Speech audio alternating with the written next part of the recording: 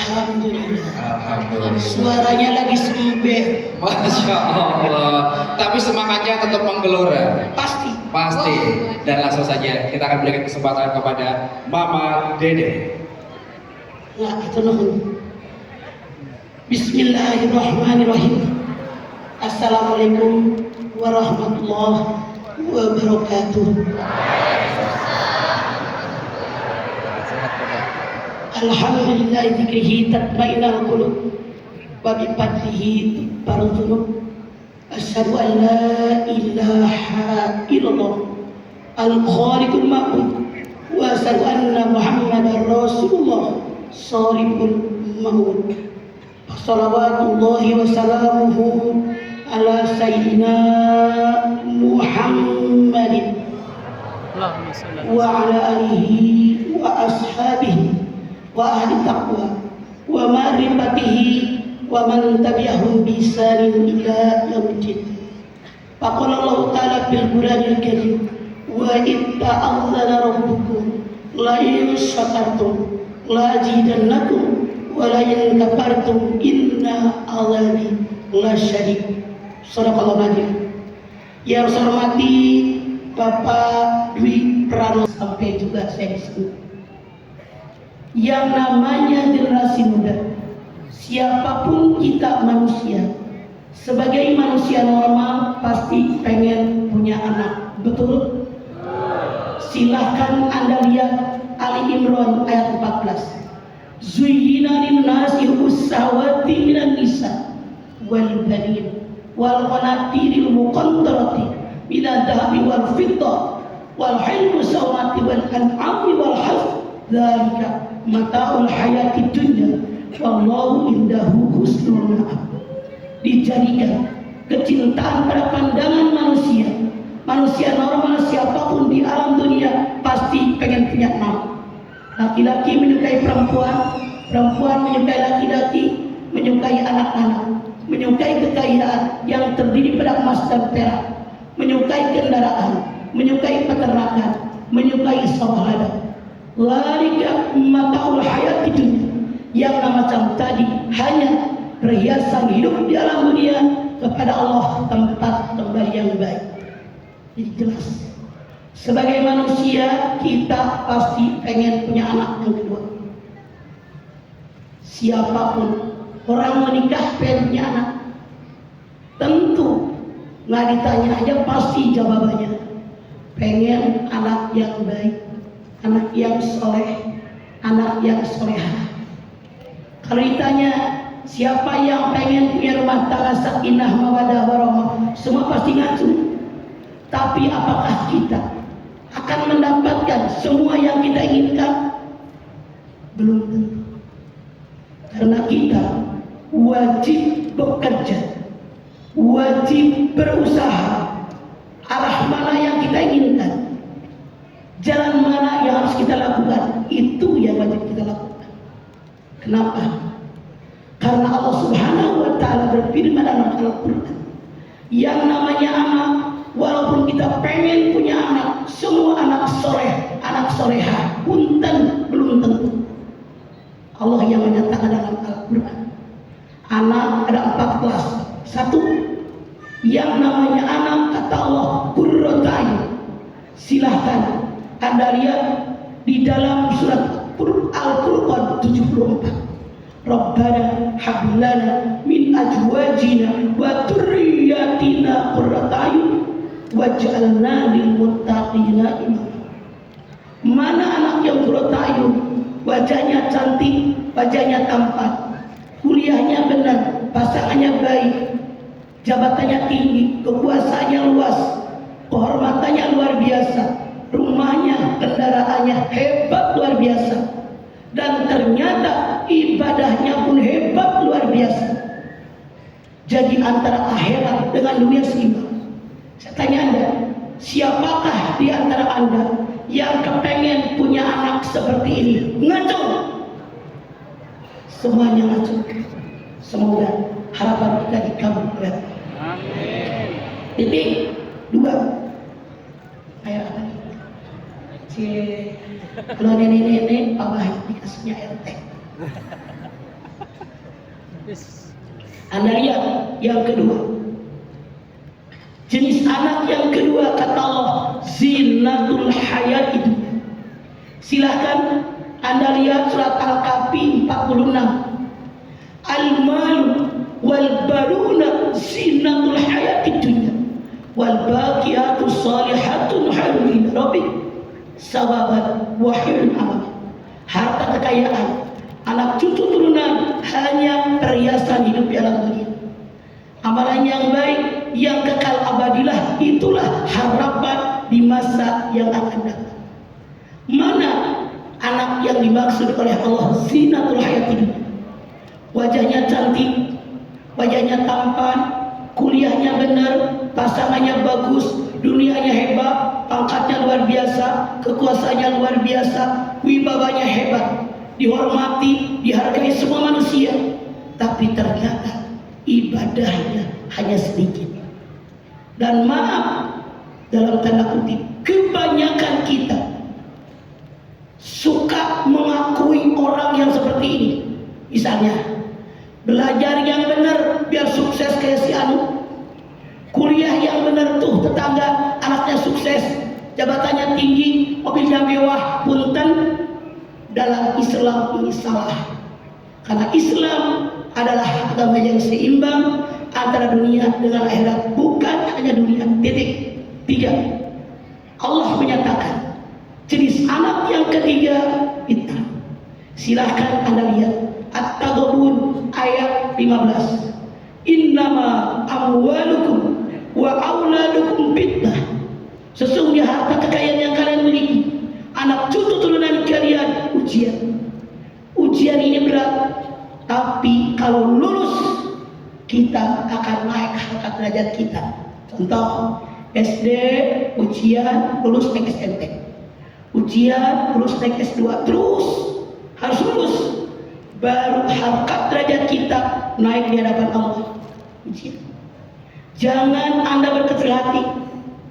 Kalau punya anaknya belit, ngelawan, uji, masya Allah, makan hati. Karena kita resiko dulu pengen punya anak, begitu punya anak, apalagi anak menjelang dewasa, menjelang remaja, masya Allah, semua pasti mengalami. 4. Ternyata parahnya yang keempat. Kata Allah, jenis anak yang keempat, aduh mubin, musuh yang sangat nyata.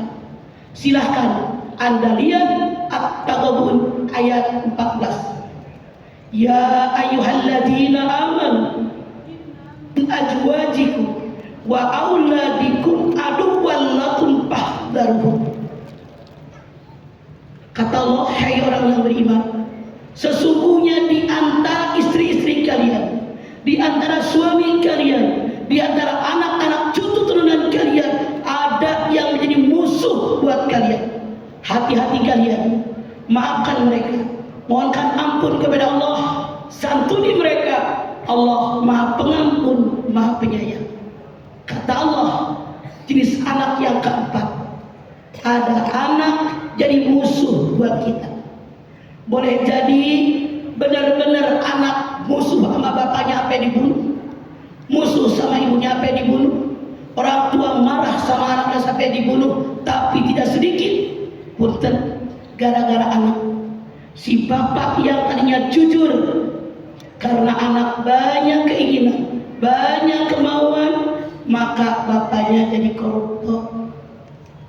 Tidak sedikit gara-gara cinta sama anak, cinta sama istri, seorang suami yang punya dekat dengan Allah jadi jauh dari ibadah, dan seterusnya. Makanya Allah berpesan dalam Al-Munafiqun 9, ya ayyuhalladzina amanu la tulhikum amwalukum wala auladukum an dzikrillah faman ya'mal dzalika faulaika humul khasirun.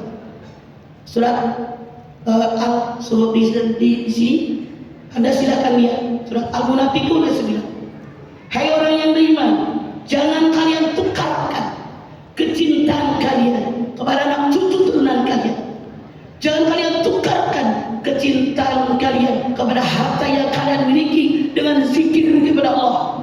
Siapa yang melakukannya, dia termasuk orang yang Jangan gara-gara sayang dengan istri, gara-gara sayang dengan suami, gara-gara sayang dengan anak cucu kita, sampai kita mengabaikan Allah. Kenapa? Tadi Pak Dwi sudah menyampaikan, anak adalah amanat dari Allah. Bagaimana kita sebagai manusia tentang amanat? Silakan Anda lihat An-Nisa 58. Innallaha ya'murukum an tu'addul amanati ilaiha. Allah perintahkan kalian menyampaikan amanat kepada yang berhak menerimanya.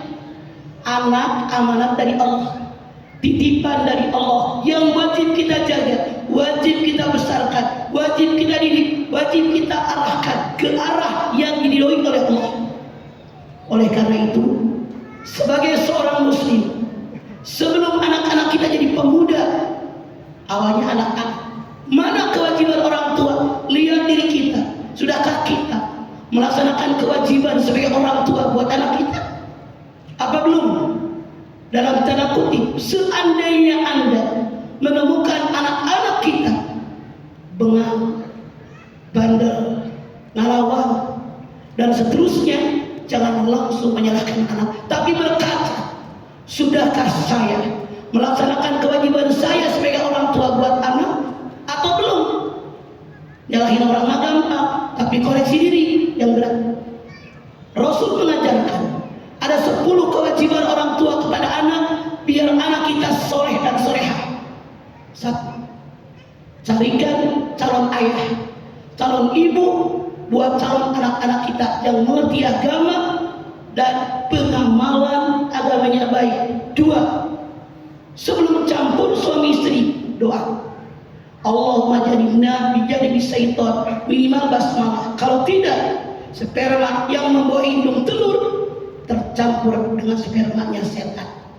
3. Anak lahir ajankan telinga kanan, ikomatkan telinga kiri agar yang pertama masuk di otak kecil anak-anak kita, mengajak kemenangan, mengajak kebaikan, mengajak sholat, ditutup dengan kalimat tauhid, la ilaha illallah. Kemudian berikan anak nama yang baik. Kenapa? Nama, doa dari orang tua buat anak. Apalagi kewajiban orang tua, cukur rambut anak buat lahir, timbang 1 gram. Lihat oleh Anda di pasar harga emas berapa? Bersedekah sesuai kemampuan, sesuai timbangan rambut buat lahir. Kemudian yang ke-6, kewajiban kita orang tua buat anak kita biar soleh dan solehah, akikahkan. Kullu mauludin rahidatun biaqiqatihi tutbahu yawma sabihi wa yuhlaqu wa yusawwa. Tiap bayi yang lahir tergadai dan akikahnya, yang dipotong 7 hari habis kelahirannya, kemudian dicukur rambutnya, kemudian dikasih nama. Laki-laki 2 ekor kambing, perempuan 1 ekor kambing. 7. Orang tua punya kewajiban buat anak biar soleh, biar solehah. Hitam, laki-laki wajib, perempuan sudah makan. 8. Kita wajib memberikan lingkungan yang baik buat anak cucu kita. Kalau Anda punya babysitter, punya pembantu, jangan hanya rajin bekerja, cari minimal yang hafal surat-surat pendek, yang hafal doa-doa. Apalagi kalau ibunya pun kerja, menjadi apa anak kita? Hati-hati, masa anak-anak sangat sebentar. 9. Ajarkan ibadah. Bagaimana sholat, bagaimana puasa, bagaimana juga dia berakhlakul karimah, bagaimana bergaul dengan tetangga, dan seterusnya. 10. Ini yang paling fundamental. Berikan makanan, minuman, pakaian halal thayyib. Silakan Anda lihat Al-Baqarah 168. Ya ayuhan nas kulu mimma fil ardi halalan thayyiban wala tattabi'u khutuwatis syaitan innahu lakum aduwwun. Hai manusia yang dihimbau oleh Allah segenap manusia, makanlah oleh kalian semua yang di muka bumi, syaratnya halalan thayyiban. Halalan thayyiban secara hukum, halalan thayyiban cara memperolehnya thayyib hasil. Kalau tidak, wala tattabi'u khutuwatis syaitan innahu lakum aduwwun. Anda mengikuti setan. Setan musuh yang sangat nyata. 10 ini kewajiban kita orang tua buat anak-anak kita. Tapi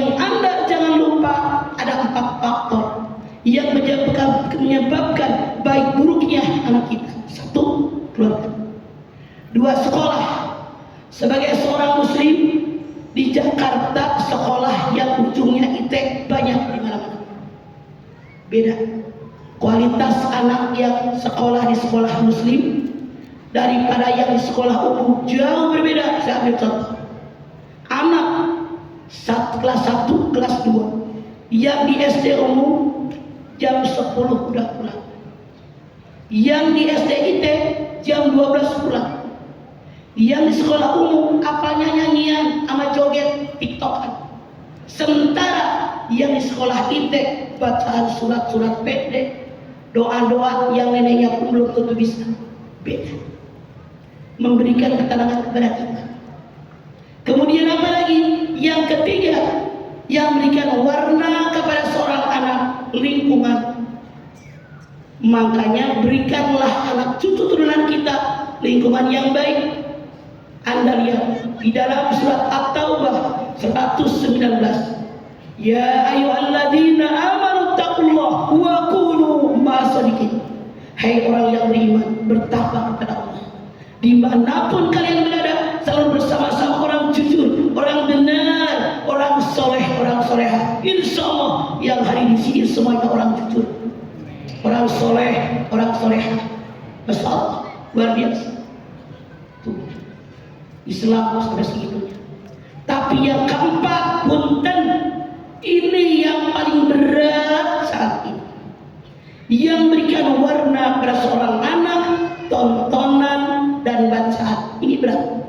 Kenapa saya katakan berat? Di zaman saya yang lahir tahun 50-an, yang masuk di otak seorang anak hanya 2 pintu. Dari keluarga, dari sekolah. Kata emak, kata bapak begini. Kata nini, kata aki begini. Kata ibu guru begini. Selesai. Kita mudah memilah dan memilih mana yang akan kita ambil. Anda lihat zaman now, anak-anak dari keluarga masuk, dari sekolah masuk, dari lingkungan masuk, tontonan masuk, bacaan masuk.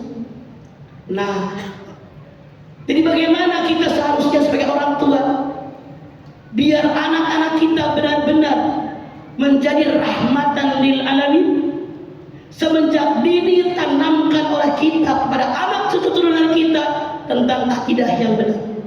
Silahkan Anda lihat di dalam An-Nisa ayat 9. Wal yasal ladzina law taraku min halbi dzurriyyatan apa? Dalam kalian takut meninggalkan anak turunan yang dolim, yang lemah fisik, lemah mental, lemah iman, lemah Islam, lemah ilmu, apalagi lemah ekonomi. Hancur. Rasul mengatakan kadzal faqru ayakuna kufra. Nyaris kefakiran membuat orang kufur.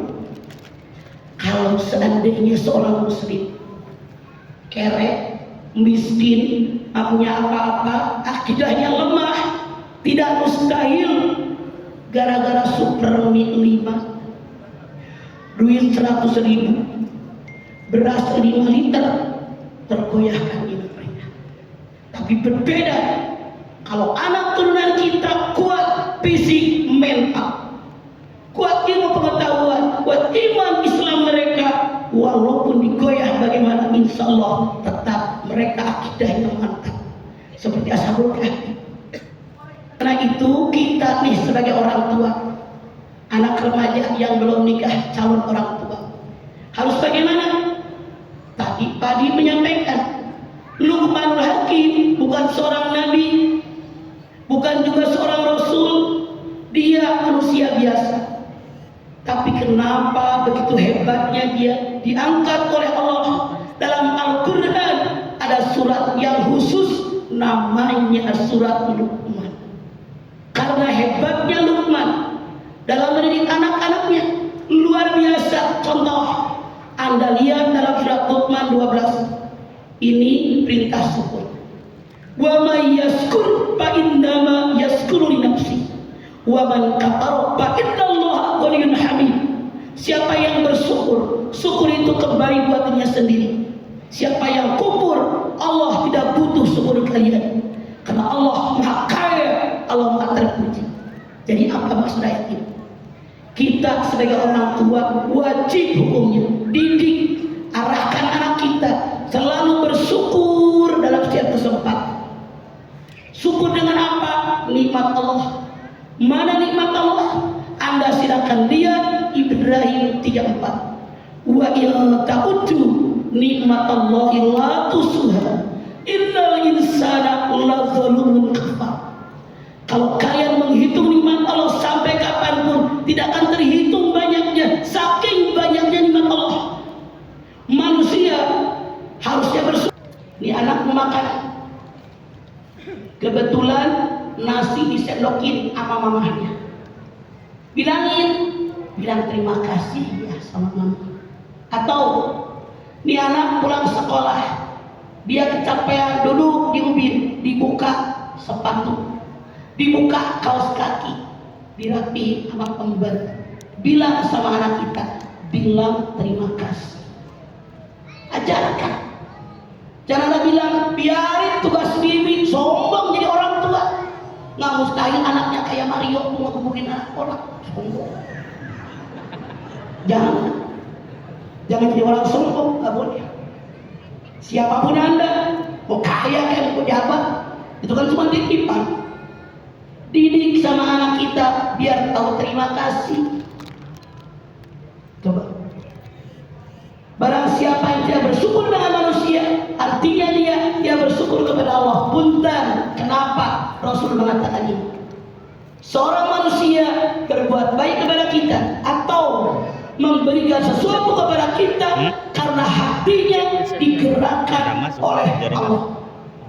Seandainya Allah tidak menggerakkan hati manusia, nggak bakal seseorang memberikan sesuatu kepada kita. Makanya Rasul mengatakan, "Man lam yaskurin nas lam yaskurillah." Siapa yang tidak bersyukur dengan manusia, dia tidak bersyukur kepada Allah. Ajari, bilang terima kasih. Selalu sekecil apapun pemberian orang, ajarkan kepada anak kita biar tahu syukur, biar berterima kasih bahwa orang tadi berbuat baik sama kita, hatinya digerakkan oleh Allah. Tanpa digerakkan hatinya, nggak bakal ada orang berbuat baik sama kita. Itu yang Luqman ajarkan kepada anaknya. Anda lihat lagi di dalam ayat yang ke-13.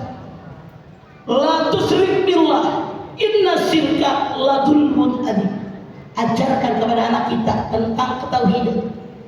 Dari kecil ajarkan sholat, ajarkan puasa. Anda coba lihat di dalam surat Toha 132. Wa'mur alaka bisolati wastabir alaiha. Perintahkanlah keluarga kalian untuk sholat dan sabar dalam mengajar sholat. Kenapa? Allah yang menciptakan kita tahu persis kalau kita ngajakin anak-anak jalan-jalan gampang apa gampang? Kalau kita ngajakin anak-anak ke pantai jalan-jalan gampang apa susah? Kalau kita ngajakin ke mall anak-anak gampang apa susah? Coba kita ajakin sholat, pasti ada penawaran. Ntar ya mah, tanggung, lagi bikin PR dan seterusnya. Makanya Allah menyatakan wastabir sabar. Ajakin, kasih contoh, doakan. Kenapa ajakin kasih contoh? Rasul mengajarkan ibdat binafsi. Dimulai dengan diri kita. Kalau kita pengen anak-anak kita rajin sholat, kita dulu. Jangan sampai dur maghrib banyak teriak sholat, sholat, sholat. Maknya ngejegrek depan TV. Saya tanya, kira-kira anak-anak sholat apa enggak? Dimulai dengan diri kita. Wudu, pakai mukena, sholat saya, sholat. Ini kewajiban kita. Ajarkan bagaimana baca Quran. Ajarkan bagaimana etika walaupun dengan keluarga, bang di bawah adiknya dengan kakaknya. Ajarkan saling menghormati. Misalnya anak kita berebut mainan sama-sama ya, sama-sama dengan adik. Itu dari kecil, dari dini kita ajarkan. seandainya anak kita punten dalam tanda kutip bohong, ajarin. Jadi punya siapa? Dikasih teman mama penghapus misalnya. Anda tanya di dedes, pasti dia ngaku karena ada yang suka ngambil. Yang aneh di masyarakat kita, anaknya berbuat salah, emaknya masih belain. Enggak, anak saya mah di rumah juga manis. Di rumah, di luar ada lihat. Makanya kami tanamkan akidah Islamnya. Gimana kepada anak-anak kita, dimanapun mereka berada, pasti mereka sadar Allah melihat saya. Makanya kita harus bersikap jujur. Duduk bersama orang jujur, At-Taubah tadi 119. Kenapa? Rasul kita Nabi Muhammad SAW punya 4 sifat. Yang pertama sidik, benar, jujur. Rasul mengatakan, alaika bisidqi fa inna sidqa yahdi ilal barri fa innal birra yahdi ilal jannah. Jadilah kalian orang yang jujur. Kejujuran mengantarkan kalian kepada kebaikan. Kebaikan mengantarkan kalian ke dalam surga Allah. Hadirin, siapa yang pengen masuk surga? Ngaco. Amin. Jadilah Anda orang baik. Siapa yang pengen jadi orang baik? Ngaco. Jadilah Anda orang jujur. Siapa yang pernah bohong? Ngaco.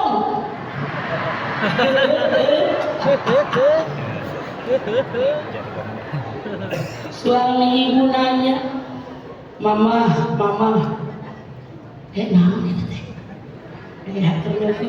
pelayan mau. Suami ibu nanya, mama, uang yang ayah kasih minggu kemarin masih ada apa udah habis? Jawab mama, padahal ayah kene, bohong tuh. Bagaimana anak Anda menjujur mainnya itu tidak kuat. Anak Anda 3 tahun, 4 tahun, Anda udah keren dan Mahmud, mama udah gaya. Anak Anda 3 tahun, 4 tahun, mama ikut, diam ya, jangan, mama mau ke dokter, padahal Anda mau ke undangan, bohong tuh. Ayah begitu, mana orang?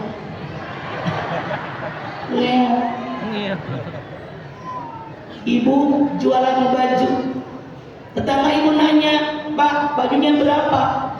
250. Mbak sama tetangga peko aja, apaan? Belinya aja kagak dapat, pedalin karena abang belinya cuma pek 3.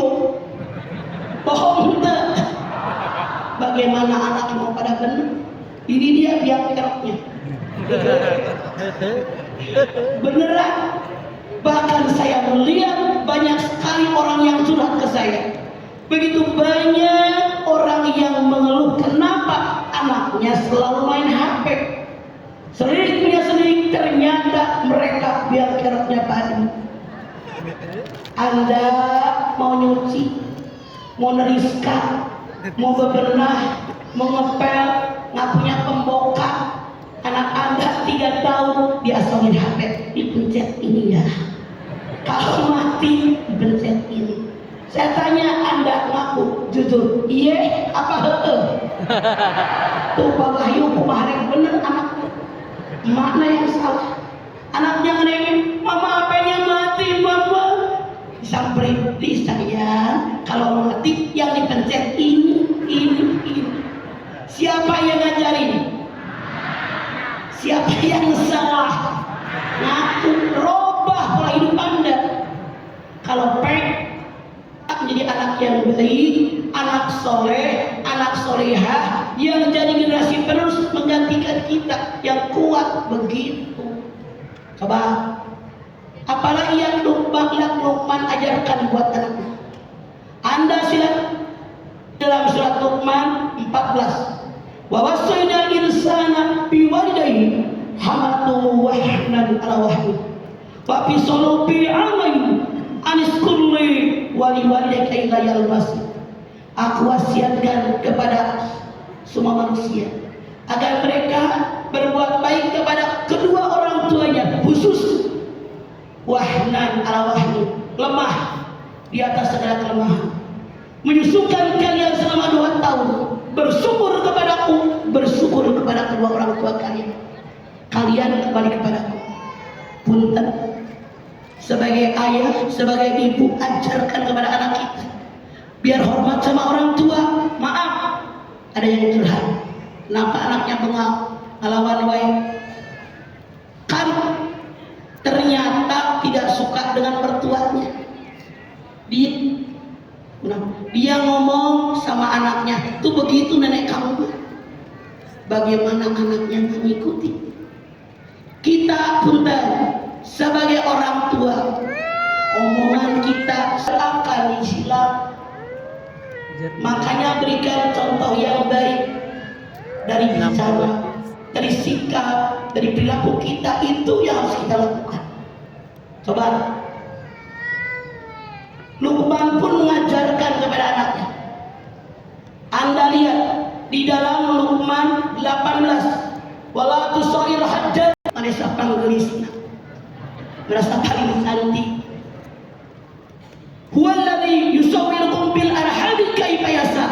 Ali Imran ayat 6. Dialah Allah yang melukis wajah kalian dalam rahim seorang ibu sesuai kehendak Allah.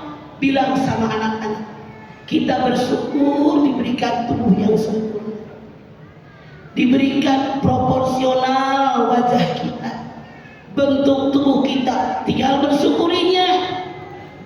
Jangan begini bilang sama anak-anak, tahu nggak sayang, kamu itu di kelas paling cantik, paling tampan. Jangan takut sama orang, kamu anak pejabat, anak orang kaya, songong anak Anda. Bahaya ini. Allah berfirman apa diskusi, sombong adalah selendangku. Siapa yang menangkan selendangku, dia musyrik. Apa yang dibanggakan? Sampai Allah nantangin dalam surat Bani Israil ayat 37.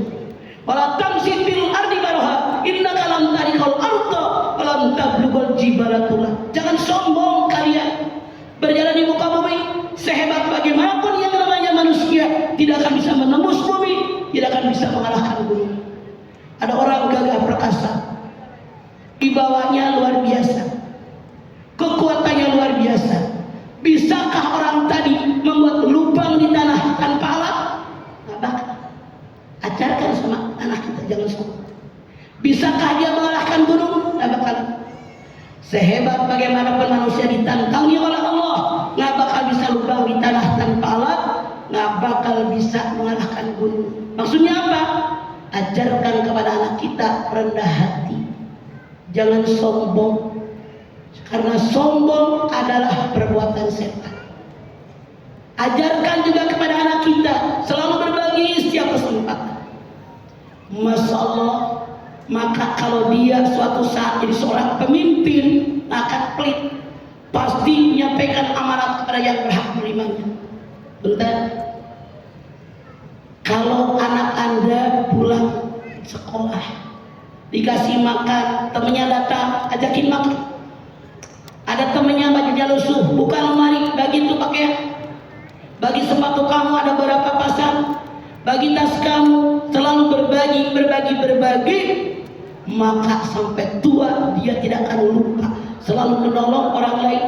Anda bayangkan, kalau kita punya anak udah gede, udah dewasa, udah SMA, selalu nolong orang lain, saya yakin yakinnya sebagai orang tua pasti senang dan bahagia. Alhamdulillah. Ini kadang-kadang orang tuanya ngajarin nggak benar. Temennya katanya orang tuanya sakit, mau minjem mobil, jangan dikasih, jangan, nggak usah. Korek amat jadi orang tua, baru pemben punya mobil aja sombong. Bantu temennya, ya udah sok, anterin sama kamu nih. Kalau dia beliin bensin jangan, kamu yang isiin bensin. Sesepin duit nih buat emergensi di rumah sakit. Begitu. Jadi anak kita selalu menolong orang, diajarkan semenjak dini, ini melekat di otak anak kita, gak bakalan hilang sampai kapanpun. Anda jangan lupa, kalau anak-anak masih SD, masih SMP, lingkupnya kecil, Kalau anak Anda sudah mulai SMA, kuliah, sekupnya besar, teman-temannya seluruh Indonesia dari berbagai kepulauan, tanamkan akidah Islamiyah yang benar kepada anak-anak kita. Tapi punten, yang namanya anak darah daging kita, turunan kita, tidak bisa kita mendikte mereka. Tadi Pak Bidang menyampaikan dalam As-Sofat 102, ketika Nabi Ibrahim diperintahkan oleh Allah Subhanahu wa taala menyembelih putranya Ismail, tidak mentang-mentang perintah Allah langsung disembelih, tidak. Tapi diajak komunikasi. Apa? Anda silahkan lihat As-Sofat 102. Palamma balagha ma'usa ya qala ya bunayya inni ara fil manami anni azbahuka fanzur madza tara. Ketika Ismail sudah dewasa, sudah bisa nolongin ayahnya bekerja, Nabi Ibrahim bermimpi diperintahkan menyembelih anaknya Ismail. Langsung disembelih.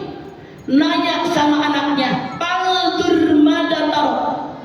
Allah perintahkan ayah menyembelihmu, nak, tapi ayah nggak mau. Nanya dulu, apa yang kau inginkan? Bagaimana pendapatmu?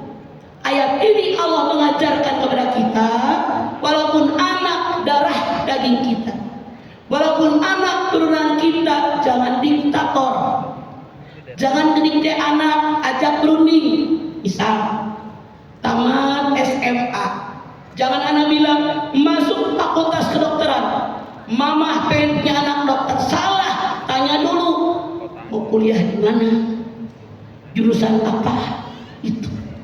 Atau anak Anda selesai kuliah, udah mulai kerja, jangan ada paksa. Mama punya teman kuliah, anaknya cantik banget, nikah sama dia ya. Kalau kamu tidak mau nikah sama dia, udah jangan jadi anak mama. Salah. Komunikasi wajib. Mama punya teman kuliah, anaknya cewek cantik, mama kenalin ya. Kalau berjodoh kamu nikah sama dia, kalau bukan jodoh nggak usah nikah sama dia. Pikirkan, mama kenalin dulu. Itu yang harus kita lakukan. Kalau kita berkomunikasi dengan anak dengan baik, insya Allah akan baik. Tiap ada masalah akan bercerita, tiap ada masalah di luar akan komunikasi minimal. Kalau makan bareng ini punten sekali. Zaman sekarang begitu banyak seorang ayah, seorang ibu kerja di luar lama sampai malam, kadang berhari-hari. Anaknya hanya dengan babysitter, anaknya hanya dengan pembantu. Akhirnya kalau mamanya jalan kerja, dadah, babysitternya mau pergi ke pasar, dinangisi. Itu yang salah. Kenapa? Kurang kasih sayang orang tua. Rasul mengatakan, yang disebut anak yatim bukan anak yang bapaknya meninggal, tapi anak yang bapaknya tidak pernah memperhatikan anak mereka. Bapaknya masih ada, ngejegrek kerja, pejabat, duitnya banyak, tapi jarang pulang. Anaknya jarang diajak komunikasi, sehingga anak asing dengan ayahnya. Rasul mengatakan anak yatim sesungguhnya mereka ayahnya masih hidup, nggak diperhatikan. Harusnya kita jadi orang tua, kalau pengen anak-anak kita kuat lahir maupun batin, seimbangkan hidup kita buat bekerja, urusin anak, urusin keluarga. Coba anak ada apa tadi di sekolah, bagaimana tadi dosennya, bagaimana teman-temannya, bagaimana, tanyakan oleh Anda kepada anak-anak Anda. Ada kebutuhan apa hari ini? Ada nggak yang bersampaikan sama mama? Ada nggak yang bersampaikan sama ayah? Itu yang wajib kita lakukan. Maaf dalam tanda kutip, dari mulai anak-anak sampai dia sarjana, waktunya sangat-sangat sebentar. Jangan ada sia-siakan waktu yang sebentar hanya untuk kejar-kejar dunia. dilimpahin harta, mobil mewah, rumah mewah, duit banyak, kalau akidah Islamianya cetek, tidak ada gunanya. Ini hanya zinatul hayat dunia. Bukankah kita manusia oleh Allah diciptakan di alam dunia tujuannya dua? Yang pertama buat ibadah. Silahkan Anda lihat Allah berfirman, wa ma khalaqtul jinna wal insa illa liya'budun. Tidak aku ciptakan jin dan manusia di alam dunia kecuali hanya menyembah kepada Allah. Artinya kalau tidak ibadah salah. Dua, manusia hidup di alam dunia tujuannya yang kedua buat bermuamalah, agar kita berbuat baik dengan orang lain, dengan manusia, dengan binatang, dengan alam sekitar. Ini yang wajib kita lakukan. Hadirin, jadi ini yang harus kita lakukan biar anak-anak kita kuat. Insya Allah, saya yakinnya kita semua bisa melaksanakannya. Maka ada pertanyaan, silakan. Maka